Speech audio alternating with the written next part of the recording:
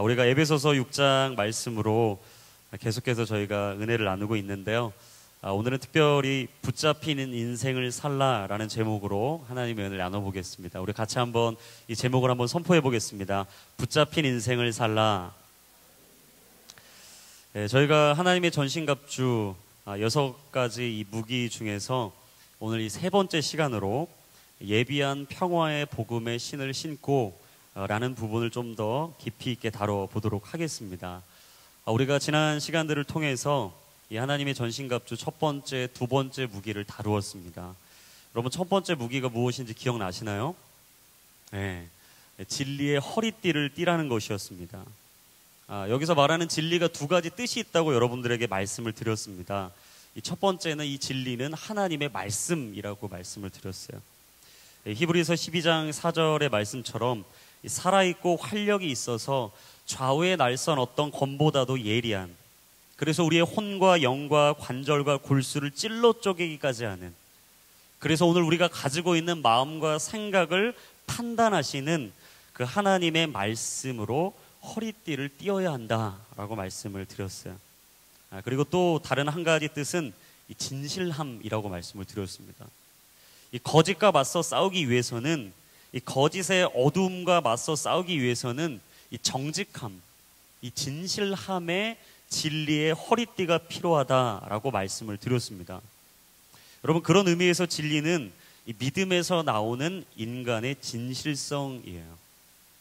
이 믿음에 기초한 하나님으로부터 이 시작되는 인간의 진실성을 말하는 것, 그게 바로 진리다라고 말씀을 드렸습니다. 그리고 저희가 저번 주에 이 하나님의 전신갑주 두 번째 무기를 다루었어요. 무엇이었습니까? 의의 가슴바지였습니다. 여러분, 의의 가슴바지를 몸에 붙이고, 그리고 우리가 구체적으로 우리 삶에 있는 전쟁에서 맞서 싸워야 된다. 여러분, 제가 의의 가슴바지가 구체적으로 어떤 의미가 있는가, 그걸 나눠보면서 저번 주 저희가 계시록 17장 말씀을 나누었어요. 이 계시록 19장 7절과 8절 말씀에서 사실 의의 가슴바지와 동일한 의미를 가지고 있는 단어가 있다고 말씀을 드렸습니다. 그럼 그거 떠오르십니까? 무엇이었죠? 의로운 행실이다. 그래서 우리 삶에 진정한 의의 가슴바지가 있기 위해서는 의로운 행실이 있어야 된다고 말씀을 드렸습니다. 근데 이 의로운 행실을 마틴 로이드 존스 목사님이 뭐라고 표현했다고 말씀을 드렸습니까? 거룩이라고 말씀을 했어요. 이 진정한 그리스도인은 거룩이 행복보다 우선해야 된다. 우리가 진정한 그리스도인으로 살기 위해서는 거룩이 무엇보다 우선해야 된다고요? 행복보다 우선해야 된다. 그래서 그리스도인의 기쁨, 그리스도인의 승리, 이 인간적인 행복에서 기인하는 것이 아니라 생각의 거룩, 언어의 거룩, 행동의 거룩, 삶의 거룩, 우리가 오늘도 살아가고 있는 삶의 현장에서의 거룩에서 시작된다라고 말씀을 드렸습니다. 여러분, 그렇다면 우리 하나님의 전신갑주 6가지 중에 오늘 이 세 번째 주제, 예비한 평화의 복음의 신을 신고, 저는 오늘 이 부분을 크게 세 파트로 나눠보기를 원해요. 첫 번째는 예비한 신발입니다. 예비한 신발. 예비한 평화의 복음의 신을 신고에서 나오는 이 예비한이라는 부분. 근데 이 부분을 오늘 본문의 15절에 보니까 사실 평화의 복음의 신발이 갑자기 생긴 것이 아니라는 것을 우리는 알게 됩니다. 미리 예비하셨고, 미리 준비하셨고, 그리고 꾸준하고 지속적이고 철저하게 하나님이 이때를 위해서 준비하셨다라는 것을 우리는 발견하게 돼요. 그래서 제가 어제 예비라는 단어를 이 사전적인 의미로 좀 찾아봤습니다. 그랬더니 예비라는 단어가요, 이런 뜻이 있어요. 필요할 때 쓰기 위하여 미리 마련하거나 갖추어 놓는 것. 여러분, 전쟁은 준비한 자가 승리할 확률이 높을까요? 낮을까요? 너무나 당연한 질문이라 미처 대답할 겨를도 없으시겠지만, 여러분, 준비한 사람이 그 전쟁에서 이길까요? 질까요? 이기게 돼 있습니다. 여러분, 전쟁을 준비한 것만큼 우리의 인생에 승산이 있는 것이죠. 그래서 전쟁의 승패는요, 준비에 달려 있다고 해도 과언이 아닙니다. 여러분, 우리의 영적인 롤 모델이신 예수님께서도 자신의 사명이자 마지막 이루어야 할 비전과도 같았던 이 십자가 위에서의 승리, 자신이 꼭 맞닥뜨려야 될 이 십자가에서의 승리를 위해서 그분은 계속해서 준비하셨어요. 자신에게 허락된 시간에서, 자신에게 허락된 삶 속에서 지속적이면서도 철저하고 꾸준하게 그것을 준비하셨습니다. 그리고 자신을 떠나는 이 이유를 묻는, 왜 자신들을 떠나야 되냐는 그 이유를 묻는 제자들의 질문에 예수님은 요한복음 14장 1절로부터 3절에 이렇게 대답을 해주셨어요. 우리 요한복음 14장 1절부터 3절인데요. 우리 개역 개정 성경 버전으로 읽어보겠습니다. 우리 다 함께 읽겠습니다. 시작. 너희는 마음에 근심하지 말라. 하나님을 믿으니 또 나를 믿으라. 내 아버지 집에 거할 곳이 많도다. 그렇지 않으면 너희에게 일렀으리라. 내가 너희를 위하여 거처를 예비하러 가노니 가서 너희를 위하여 거처를 예비하면 내가 다시 와서 너희를 내게로 영접하여 나 있는 곳에 너희도 있게 하리라. 내가 너희를 떠난다고 걱정하거나 근심하지 말아라. 하나님을 믿기 때문에 또 내가 행하고 내가 가는 그 길을 믿어라. 내가 너희를 떠나는 것은 너희를 위하여 거처를 예비하기 위해, 너희와 함께 있기 위하여, 너희들이 있을 곳을 준비하기 위하여 가는 것이다. 여러분, 무슨 말입니까? 너희의 필요를 위해, 너희의 필요를 예비하기 위하여 떠나는 것이라고 말씀하고 있는 거예요. 여러분, 그리고 이 땅에 남아있는 제자들에게 이 준비하는 삶에 대한 중요성을 예수님은 계속해서 반복하셨어요. 그 말씀이 마태복음 24장 44절에 나옵니다. 그러므로 너희도 준비하고 있어야 한다. 생각지도 않은 시간에 인자가 올 것이기 때문이다. 마태복음 26장 19절 말씀. 그리하여 제자들은 예수께서 지시한 대로 유월절을 준비했습니다.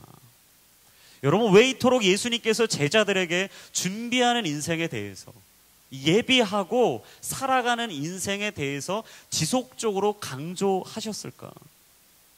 여러분, 그만큼 준비하는 것이 우리 인생의 필수 조건이기 때문이에요. 그것은 선택이 아닙니다. 우리가 취사 선택할 수 있는 것이 아니라는 거예요.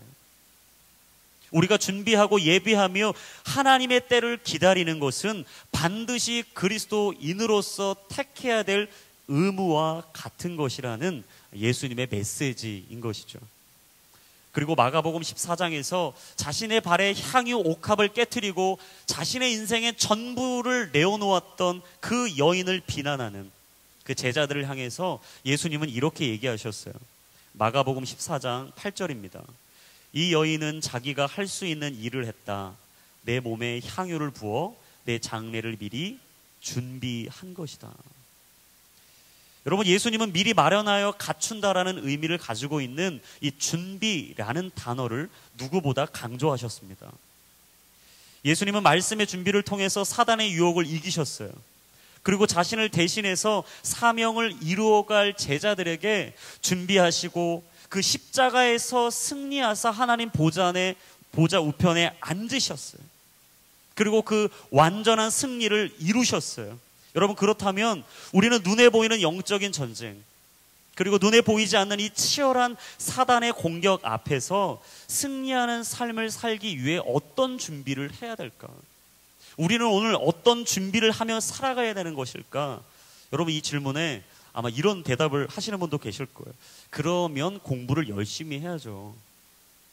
하나님이 사명자로 부르셨고, 비전의 사람으로 부르셨고, 하나님의 일꾼으로 부르셨고, 그리스도인으로 부르셨고, 빛과 소금으로 부르셨다면 좋은 직장에 들어가야죠.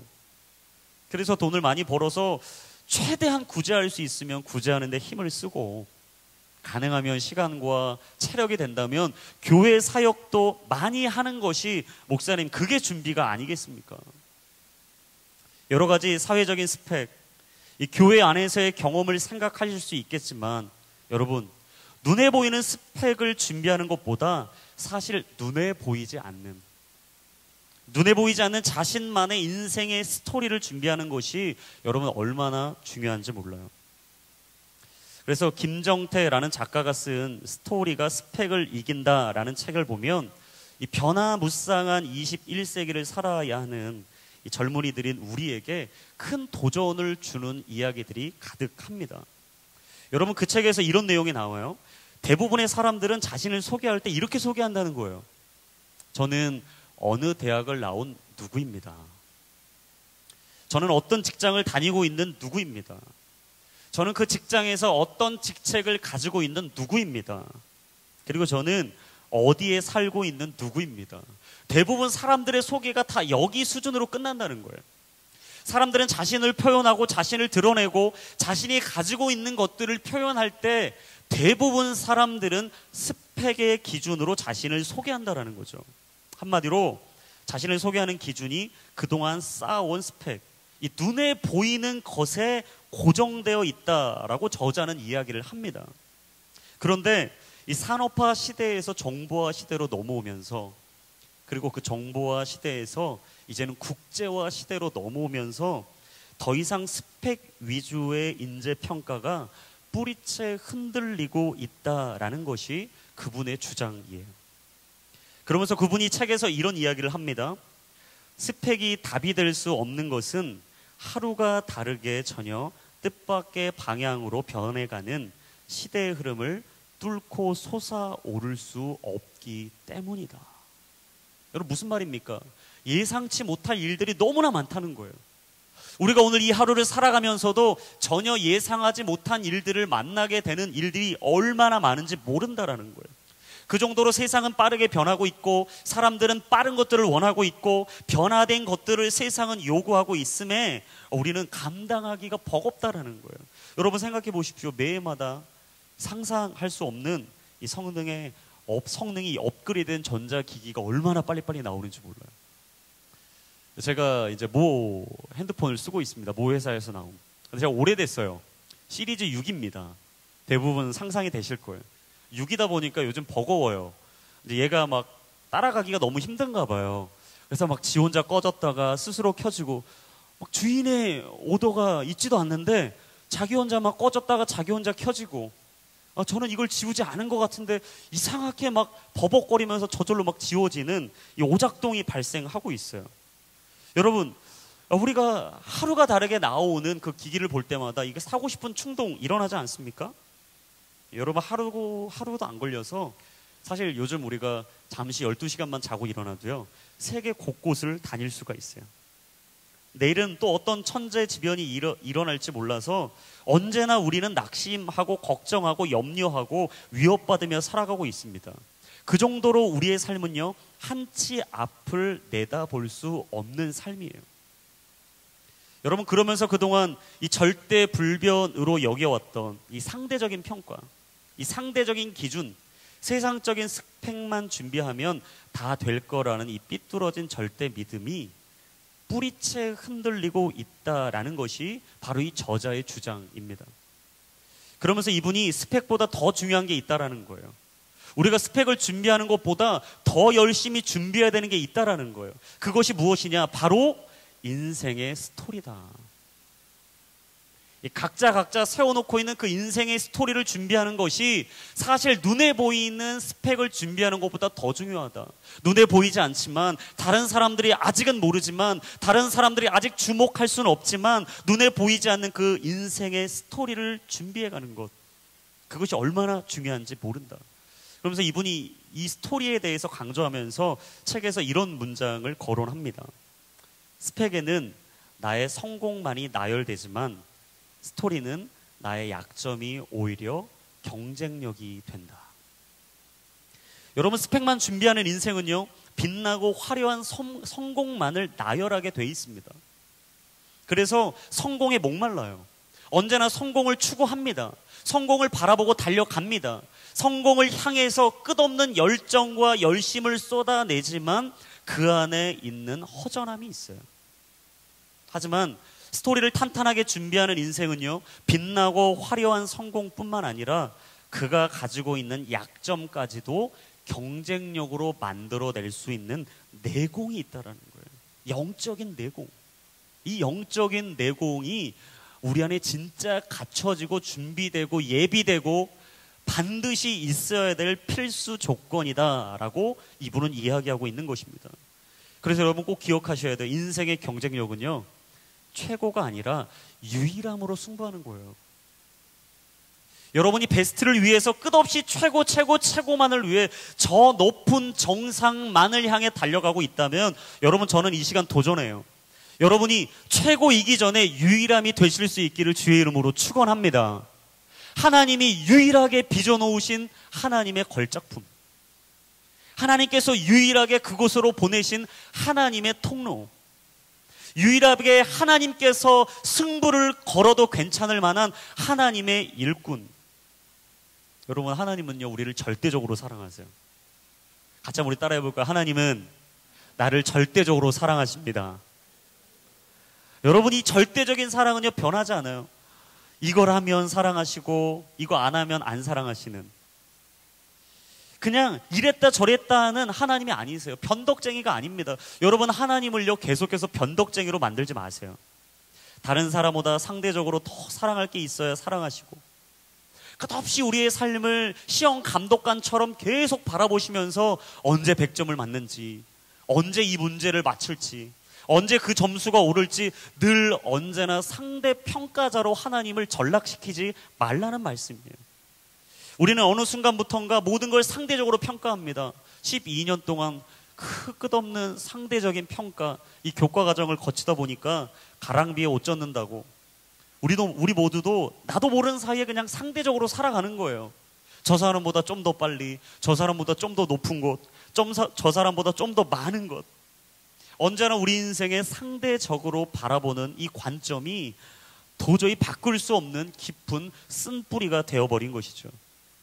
그래서 남을 경쟁 상대로 보기 때문에 나 아니면 너라는 대결 구도가 있어요.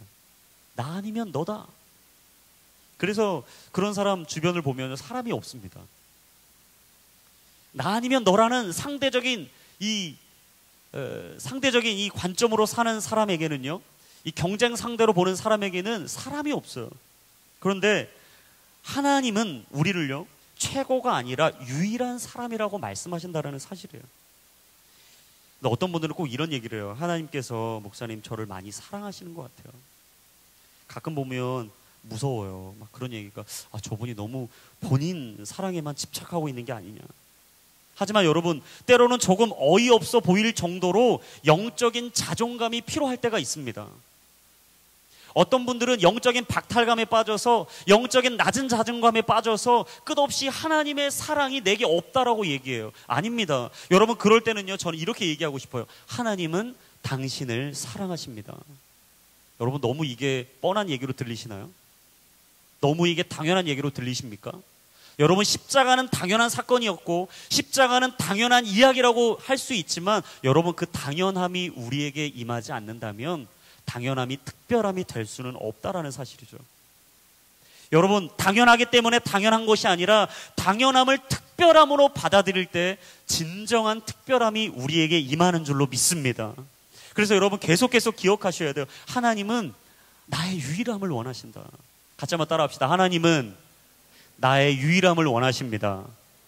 여러분, 그래서 베스트를 위해 살지 마시고요, 여러분의 유일함, 오직 여러분 한 사람만이 가지고 있는 영적인 DNA를 가지고 믿음으로 살아가기를 주의 이름으로 축원합니다. 여러분, 그런 사람에게는 나와 너라는 경쟁 구도가 아니라 나와 너를 넘어 우리라는 아름다운 사랑이 있어요. 그런 사람의 인생에는 평화를 통한 풍성한 열매가 있습니다. 그래서 오늘 두 번째, 예비한 평화의, 두 번째는 평화의 신발이에요.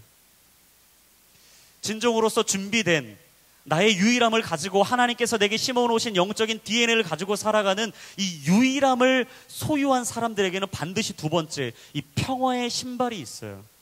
여러분, 평화가 무엇입니까? 더불어 평화를 누리는 거예요. 한마디로 더불어 사는 거예요. 전 여러분들이 혼자 살지 않고 더불어 살 수 있는 여유가 있기를 주의 이름으로 축원합니다. 여러분이 이게 평화로운 인생을 사시려면요, 너무 자기 인생에만 집착하지 않으셨으면 좋겠어요. 어떤 분 보면 막 자기 인생만 아둥바둥 하는 분들이 있어요. 막 당장 이게 없어지면 큰일 날 것 같고, 막 이걸 나누면은 당장 내 인생이 어려워질 것 같고, 여러분 절대 그러지 않습니다. 하나님은요, 우리에게 개인적인 탐욕을 원하지 않으세요. 이기적인 욕심을 원하지 않으십니다. 나를 넘어서 우리를 볼 수 있는 눈, 바로 이타적인 마음과 그 영적인 눈을 가지라고 오늘 주님이 우리에게 말씀하시는 거예요. 그 눈이 무엇인가? 바로 평화라는 것이죠. 여러분, 그렇다면 이타적인 삶의 대명사였고 평화의 상징으로 불리는 예수님께서는 어떻게 살아가셨을까? 어떻게 그분은 살아가셨을까? 여러분, 예수님께서 이 땅을 딛고 살아가실 때 그분의 삶을 한마디로 요약하면요, 하나님의 사랑을 증거하는 증거자였습니다. 그냥 하나님께서 부어주신 그 사랑을 마음껏 흘려보내는 분이셨어요. 자신께서 허락하시고 누리셨던 그 사랑을 많은 자들에게 나누는 인생, 증거하는 인생, 베푸는 인생, 그래서 그 사랑을 통해 평화를 이루는 인생이 바로 예수님의 삶이셨어요. 예수님께서 이 바리새인과 율법 학자들이 묻는 그 질문, 도대체 예수님, 하나님께서 말씀하신 계명 중에 가장 큰 계명은 무엇이라고 생각하십니까? 사실 그들이 노리고 있었던 전략은 무엇이었냐? 예수님이 말하고 있는 그 한마디의 대답을 통해 다른 모든 율법이 무너지게 하는, 어찌 보면 가장 지혜롭다라고 생각했던 그들의 전략 앞에 예수님께서 한마디로 딱 이렇게 얘기하셨어요. 첫 번째, 마태복음 22장 37절과 38절입니다. 우리 잘 아시는 말씀이겠지만 우리 한번 한 목소리로 읽어보겠습니다. 시작. 예수께서 대답하셨습니다. 내 마음을 다하고 내 생명을 다하고 내 뜻을 다해 주 내 하나님을 사랑하여라. 이것이 가장 중요하고 으뜸되는 계명이다. 여러분, 예수님은 다른 계명보다 하나님을 사랑하라, 바로 그 말씀이 가장 중요한 계명이라고 말씀하셨습니다. 전 여러분이 어느 곳보다, 그 누구보다, 어떤 자리보다 하나님을 더 사랑할 수 있게 되기를 주의 이름으로 축원합니다. 혹시 여러분이 하나님보다 더 관심이 있는 게 있다면, 혹시 여러분이 하나님보다 더 알고 싶어진 게 있다면, 하나님을 알아가고 주님을 사랑하는 것보다 더 재정이 쓰이고 시간이 쓰이고 에너지가 흘러가고 있는 곳이 혹시라도 있다면, 그렇다면 여러분 이 계명을 꼭 기억하셔야 돼요.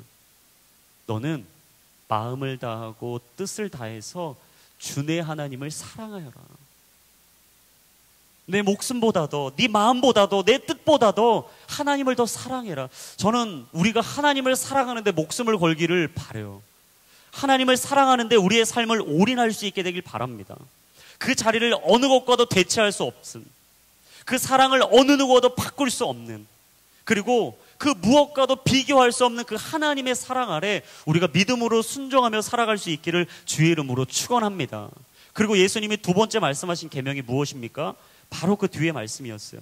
마태복음 22장 39절과 40절이에요. 우리 한 목소리로 읽겠습니다. 시작.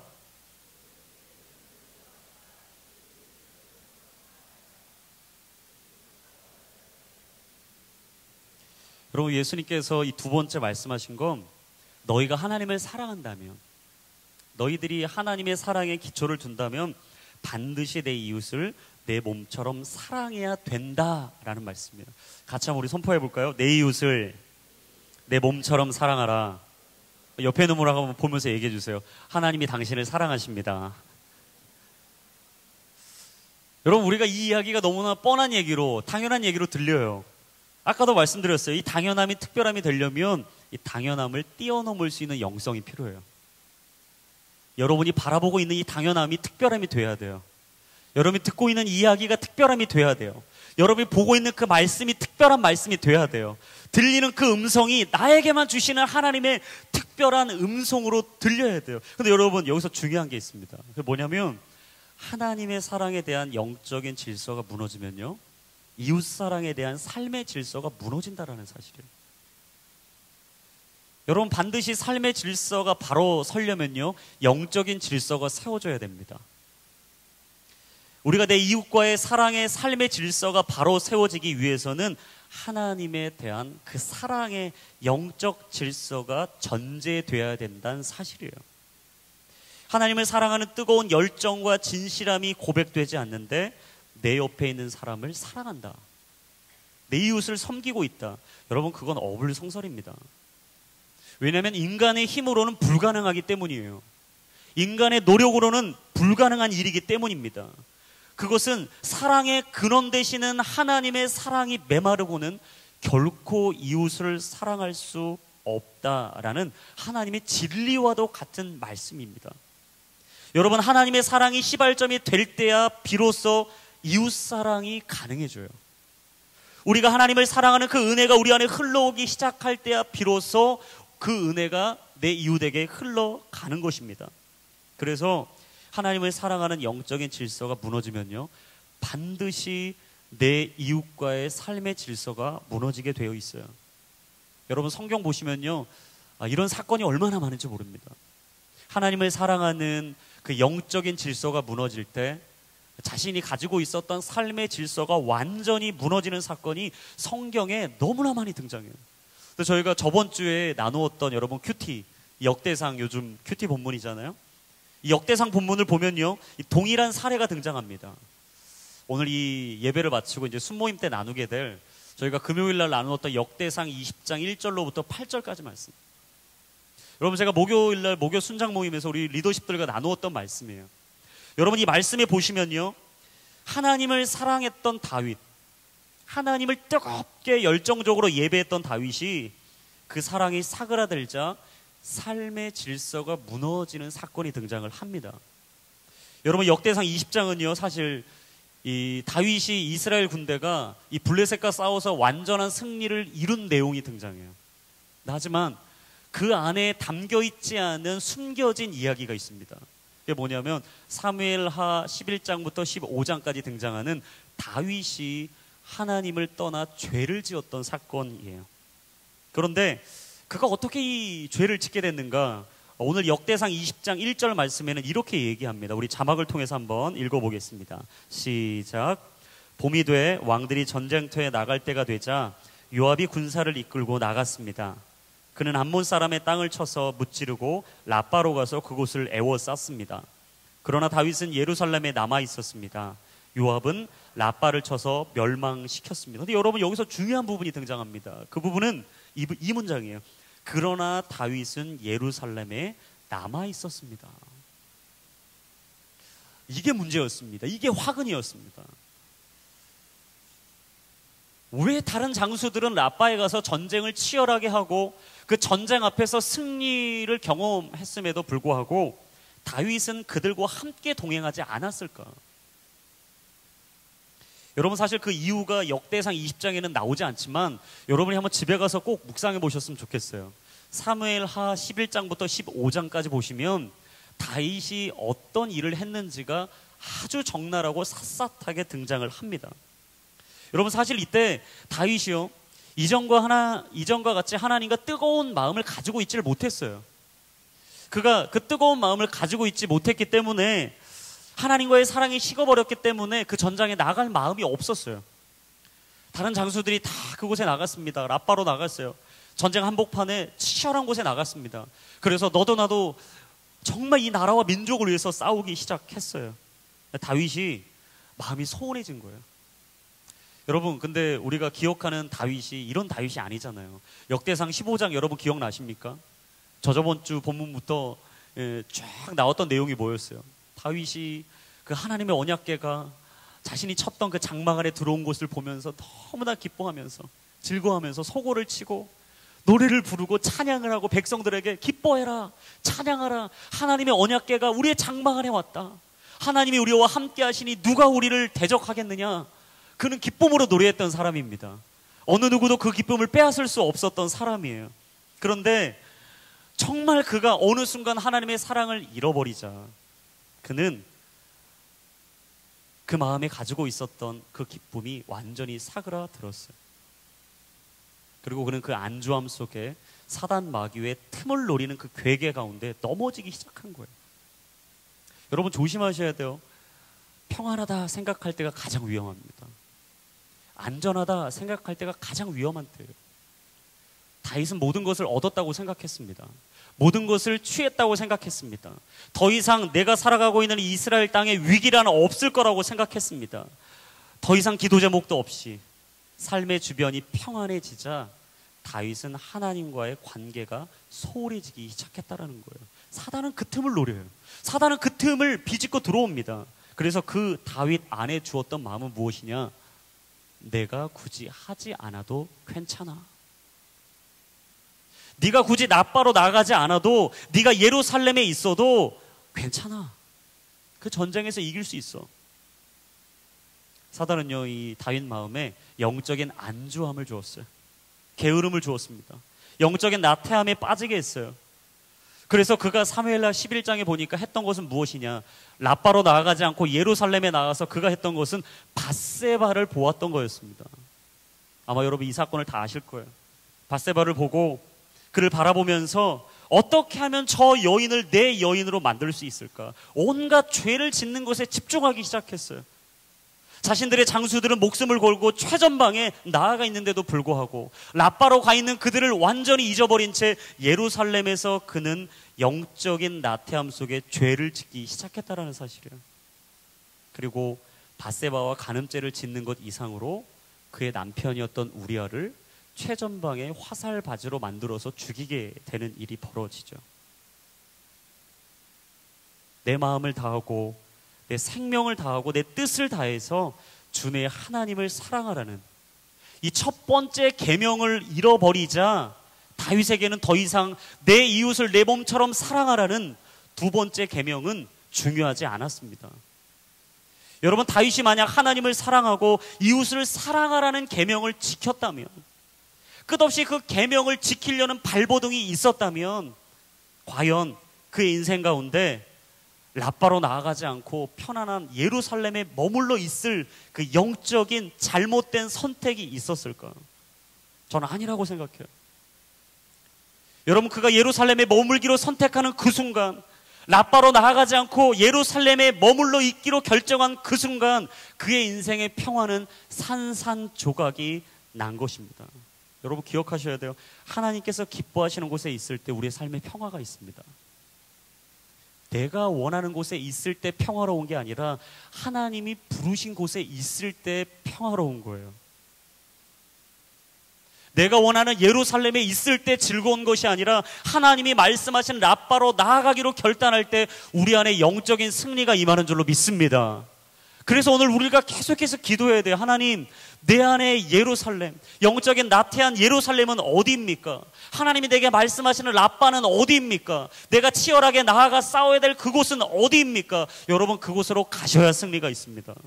그곳으로 나아가셔야 하나님의 은혜가 있습니다. 그곳으로 가셔야 하나님께서 우리에게 예비해 놓으신 하늘의 은혜가 있는 줄로 믿습니다.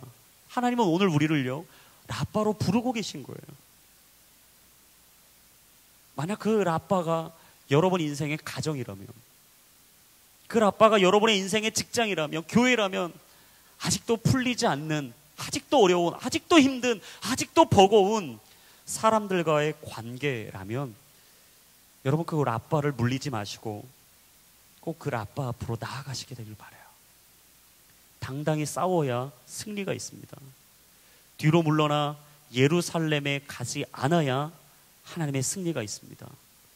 바로 그 라빠의 회복이 있고 치유가 있고 승리가 있고 평화가 있는 줄로 믿습니다. 그 평화를 취하고 그 평화를 붙잡는 그의 인생의 세 번째, 복음의 신발이 있다라는 거예요. 여러분, 예수님께서 알려주신 이 하나님의 사랑 그리고 이웃 사랑, 이 두 가지의 계명은요, 반드시 이 평화로운 삶을 이루어가는 큰 원동력입니다.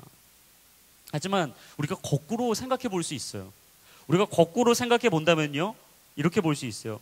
복음이 있기 때문에, 그 복음이 우리에게 임하기 때문에 이 전쟁과도 같은 우리의 삶에 평화가 임할 때가 있다라는 사실이에요. 여러분 그렇지 않습니까? 하나님의 복음이 있기 때문에 우리의 삶이 평화로울 때가 얼마나 많은지 몰라요. 여러분, 우리가 하루에도 수십 번도 마음이 바뀝니다.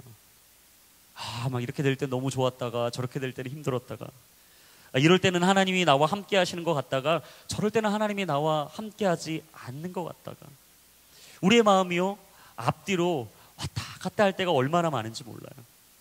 여러분, 예비한 신발, 평화의 신발, 이 복음의 신발은요, 사실 상호 보완적인 의미가 있어요. 이 상호 보완적인 관계를 가지고 있기 때문에 늘 언제나 하나 되어야 합니다. 그래서 사단 마귀는요, 우리를 그냥 내버려 두지 않아요. 수단과 방법을 가리지 않고 가능하면 모든 전략을 동원해서 준비하지 못하게 합니다. 서로 평화롭지 못하게 만들어요. 그리고 복음이 전파되는 길을 온전히 막으려고 해요. 여러분, 왜 그렇겠습니까? 마귀는요, 준비되는 것을 두려워합니다. 평화로운 것을 두려워해요. 복음이 전해지는 것을 두려워합니다. 그래서 복음을 막는 거예요. 그래서 복음이 전해지는 길을 어떻게 해서든지 방해하는 것입니다. 그래서 우리는 그럴수록 복음의 신발끈을 더욱더 단단히 조여 매야 돼요. 그래서 제가 오늘 주석을 좀 찾아보다가 이 복음의 신발을 좀 어떻게 표현할까, 근데 이 주석에서 이렇게 표현하는 데가 있더라고요. 복음의 신발이 무엇이냐? 그것은 언제 어디서나 복음을 전하고 전도할 준비를 하고 살아가는 것이다. 여러분, 복음의 신발이 뭐라고요? 언제 어디서나 복음을 전하고 이 전도할 수 있도록 준비하고 있는 것이다. 여러분, 그렇습니다. 우리는 언제 어디서나 복음을 전하고 전도할 준비를 하고 살아야 합니다. 그렇게 우리는요, 거룩한 긴장감이 필요해요. 여러분, 요즘 보면 많은 분들이 긴장을 안 합니다. 긴장을. 사실 여러분들이 지금 이 예배에 와서도 긴장감이 없어요. 자면 안 된다는 이 영적인 긴장감, 이 시간만큼은 깨어있겠다는 이 긴장감, 이 사단 마귀가 내 약점을 어떻게 노릴지 모른다는 이 긴장감이 없어요. 이 표정에 긴장감이 있는 사람들은 막 눈동자가 초롱초롱하거든요. 갑자기 한 3분이 초롱초롱해집니다. 영적인 긴장감이 필요합니다. 왜 그렇습니까? 결코 방심해서는 안 되기 때문이에요. 항상 시시때때로 긴장을 늦춰서는 안 되기 때문입니다. 그래야 이길 수 있어요. 그래야 공격에 맞설 수 있어요. 그래야 오늘 우리가 하나님의 전신갑주를 입고 영적인 공격 앞에 맞서 싸울 수 있어요. 그리고 두 번째, 거룩한 무장이 필요합니다. 여러분, 착각하시면 안 돼요. 긴장한다고 다 이기는 게 아니에요. 뭐 어떡하지? 깨어있어야 돼, 이런다고 이기는 게 아니에요. 이런 긴장감이 있다면 두 번째 뭐가 필요하다고요? 무장, 무기. 우리가 오늘 거룩한 무장이 필요해요. 그래서 여러분, 우리가 정말 이 영적인 무장, 거룩한 무장을 위해서 우리가 필요한 게 있는데, 이 메시지 성경에서는요, 이런 이야기를 합니다. 이 에베소서 6장 부분을 이렇게 표현을 해요. 잘 들으세요. 이 부분을 잘 들어야 여러분이 깨어있을 수 있습니다. 이 싸움은 잠깐 출전해서 쉽게 이기고 금세 잊고 마는 한나절의 운동 경기가 아닙니다. 이 싸움은 지구전, 곧 마귀와 그 수하들을 상대로 끝까지 싸우는 사느냐 죽느냐의 싸움입니다. 제가 메시지 성경을 보고 깜짝 놀랐어요. 제가 계속 다른 버전으로 보다가 이번 주에 메시지 성경을 우연히 봤어요.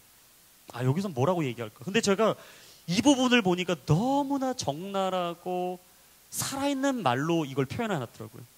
이 싸움은 잠깐 출전해서 쉽게 이기고 금세 잊고 마는 그냥 한나절 세상에서 눈에 보이는 그런 운동 경기가 아니라는 거예요. 이 싸움은 마귀와 그 수하들과 상대로 싸워야 하는, 더 중요한, 끝까지 싸우는 사느냐 죽느냐의 싸움이다. 여러분, 혹시 사느냐 죽느냐로 싸우고 계십니까? 내가 살아야 된다. 내가 긴장하지 않고 무장하지 않아 나 죽을 거다. 내가 더 깨어서 주님 안에 붙들려 있어야 된다. 여러분, 긴장감으로 살고 계십니까? 여러분, 우리가 싸워야 될 싸움은 결코 쉬운 싸움이 아니란 얘기예요.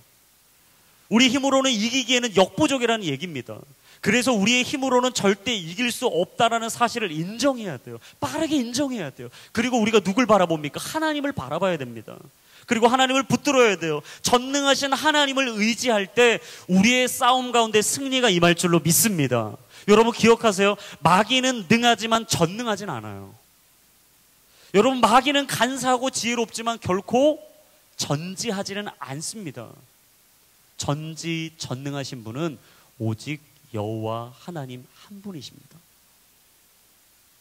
그 전지전능하신 하나님을 붙들고 있을 때, 그분을 바라보고 그분 안에 속해 있을 때, 그분 안에 머물러 있을 때, 그분께 힘을 얻을 때 우리는 이 싸움에서 반드시 승리하게 될 줄로 믿습니다. 여러분, 하지만 우리가 진짜 이 싸움에서 이기기 위해서 치유해야 될 여러 무기가 있어요. 우리가 벌써 이 무기의 세 번째 시간으로 가고 있습니다. 진리의 허리띠를 띠고 정말 하나님께서 우리가 허락하신 의의 가슴바지를 붙이고 그 다음에 예비한 평화의 복음을 신어라. 근데 제가 이 본문을 준비하다가 우연히 한 예화를 좀 보게 됐어요. 세계적인 전도자였던 D.L. 무디 목사님을 여러분 다 아실 겁니다. 이분이 한창 복음을 뜨겁게 전할 때가 있었어요. 가는 곳마다 믿지 않는 자들이 믿게 되고 보지 못한 자가 보게 되고 하나님의 복음이 그 땅 가운데 심기어지게 되는, 그래서 전지전능하신 하나님의 이름이 그 일대 그 나라 민족을 덮게 되는 놀라운 부흥기를 맞게 됐었죠. 그래서 그분이 가는 곳곳마다 사람들이 구름대와 같이 인산이례를 이루었습니다. 근데 한 청년이 있었어요. 이 청년은 목사님이 가는 곳마다 늘 언제나 따라다녔어요. 목사님이 전하시는 말씀, 또 함께 부르는 찬양, 함께하는 기도, 그 예배가 너무 좋았어요. 그 예배가 너무 좋아서 무디 목사님의 설교를 하나하나 빠짐없이 다 노트할 정도로, 그렇게 뜨거운 열정의 청년이 하루는 어느 집회에서 이 무디 목사님의 설교에 감동을 받습니다. 목사님이 이야기합니다. 성경을 붙잡으십시오. 성경을 붙드십시오. 성경이 당신들을 살릴 것이고 그 말씀이 당신의 인생에 승리를 줄 것입니다. 다른 곳에서 인생의 답을 찾지 마시고, 다른 곳에서 마음의 뜻을 구하지 마시고, 하나님의 말씀 안에서 주님이 여러분의 인생에 펼쳐놓으신 길을 찾으십시오. 그 성경이 길이 될 것이고, 그 성경이 진리가 될 것이고, 그 성경이 여러분 안에 생명을 부어줄 것입니다. 청년이 이 설교를 듣고 심장이 뛰기 시작하는 거예요. 마음에 감동이 있고 은혜가 임하자 집에 돌아가서 성경을 피기 시작합니다. 보지 않았던 성경을 매일 해서 보기 시작해요. 한마디로 성경 통독이 시작된 거예요. 성경 통독이 시작돼서 이 청년이 말씀을 읽을 때마다 너무 꿀송이처럼 단 거예요. 즐거운 거예요. 하루하루 삶이 너무나 즐거운데 문제가 하나 있어요. 하나님의 말씀으로 즐거운데 삶이 변하지가 않는 거예요. 말씀은 묵상하는데 삶이 쉽게 변하지가 않는 거예요. 말씀은 읽는데 내 생각이 쉽게 변하지가 않는 거예요. 말씀을 묵상하는데 내 행동의 거룩이 회복되지가 않는 거예요. 이 청년이 하루하루 시간을 보내면서 근심에 쌓입니다. 왜 나는 되지 않을까? 왜 나는 안 될까? 큰 낙심에 절망에 빠진 이 청년이 하루는 생각합니다. 목사님께 찾아가서 좀 상담을 해봐야 되겠다. 그리고 무디 목사님과 만나서 질문을 합니다. 목사님, 이전에 집회에서 나눠주셨던 설교에 제가 큰 감동을 받은 적이 있습니다. 성경에 닳도록 성경을 바라보고 성경 안에서 답을 찾고 성경에서 길을 찾고 성경에서 뜻을 구하라고 말씀하셔서 제가 늘 성경을 붙들고 기도하고 말씀을 보았습니다. 목사님, 제가 참 힘들고 어려운 게 한 가지 있는데 제 삶이 변하지 않아서 너무 힘듭니다. 저에게 혹시 인생이 변할 수 있는 답을 주실 수 있지 않겠습니까? 이 질문을 끝까지 들었던 무디 목사님이 단호한 목소리로 청년에게 이렇게 대답했다고 합니다. 이보게, 자네가 성경을 붙들고 있다고 인생이 변할 것 같나? 성경이 자네 인생을 붙들어야지. 말씀이 자네를 지배해야지 당신이 변하고 당신의 삶이 새로워지는 거지. 당신이 성경을 붙들고 있는들 당신의 삶을 변하지 않을 걸세. 그리고 이 청년이 집에 돌아가서 그 말씀으로 살아내는 그 수고와 노력을 날마다 발버둥치며 했다라는 이야기를 제가 보았어요. 여러분, 그래요. 우리가 성경을 통해 인생이 바뀌고 말씀을 통해 우리의 인생의 승리를 경험합니다. 근데 더 중요한 사실은 성경이 우리를 붙들어야 돼요. 말씀이 우리를 지배해야 합니다. 그럴 때 우리의 인생이 변하는 것이고, 그럴 때 우리의 인생이 거룩이 회복되는 것이고, 그럴 때 우리의 인생이 준비되는 것이고, 그럴 때 우리의 인생에 하나님의 평화가 임하는 것이고, 그럴 때 우리의 인생을 통해 하나님의 살아있는 복음이 전해지는 것입니다. 여러분, 오늘 우리가 어떤 마음으로 어떤 태도로 이 자리에 있는지 모르겠어요. 거룩한 영적인 무장, 영적인 긴장감이 있을 때 하나님은 오늘 우리에게 승리가 있을 것이라고 말씀하셨습니다. 여러분, 어떤 준비를 하시겠습니까? 인생에 무엇을 준비하시겠습니까? 눈에 보이는 스펙을 위해? 아니요. 오늘 하나님 우리에게 말씀하세요. 눈에 보이지 않지만 내가 가지고 있는 인생의 스토리를 준비해라. 그리고 그 인생을 통해 더불어 평화를 이루어라. 그 평화의 신을 신었다면 너에게 꼭 필요한 마지막 복음의 신을 신고 내게 맡긴 그 삶을 치열하게 살아가라. 그래서 오늘 유진 피터스는 이야기했잖아요. 우리 싸움은 잠깐 출전해서 쉽게 이기고 금세 잊고 마는 한나절의 운동 경기가 아니다. 마귀와 그 수하들을 상대로 끝까지 싸우는 사느냐 죽느냐의 싸움이다. 여러분, 오늘 그 싸움을 다시 한번 치열하게 싸우기로 결단하시게 되길 바라고, 그 싸움 앞에서 철저히 준비하는 가운데 믿음의 승리를 선포하고 노래할 수 있게 되기를 주의 이름으로 축원합니다. 영적인 게으름에서 깨어나십시오. 영적인 나태함에서 일어서십시오. 그리고 거룩한 긴장을 하십시오. 거룩한 무장을 하십시오. 그리고 하나님이 맡기신 그 자리에서 그 일을, 그 뜻을 온전히 이루어갈 수 있는 저와 여러분이 될 수 있기를 주님의 이름으로 축원합니다. 한번 이 말씀을 붙들고 한번 기도할 때 우리가 다 같이 한번 자리에서 일어나서 기도했으면 좋겠어요. 여러분, 우리의 싸움은 혈과 육의 싸움이 아니라고 얘기했습니다. 하나님께서 우리에게 맡기신 이 싸움은 치열한 싸움이라고 얘기했어요. 그렇다면 여러분 기억하셔야 돼요. 이 싸움은요, 목숨을 거는 싸움이 되어야 합니다. 사느냐 죽느냐의 싸움이에요. 잠깐 있다 없어질 싸움 아닙니다. 치열한 싸움이 될 거예요. 반복적인 싸움이 될 거예요. 여러분 한 주를 보내시면서 여러분 다 경험하셨을 거예요. 아, 이 싸움이 쉬운 게 아니다. 이 싸움이 잠깐 있다 없어질 게 아니다. 지속적이고 꾸준하게 우리 안에 오게 될 싸움이다. 여러분, 그렇다면 우리 안에 어떤 마음의 태도가 필요합니까? 끝까지 싸우겠다는 단호함이 필요해요. 치열하게 맞서겠다는 영적인 믿음이 필요합니다.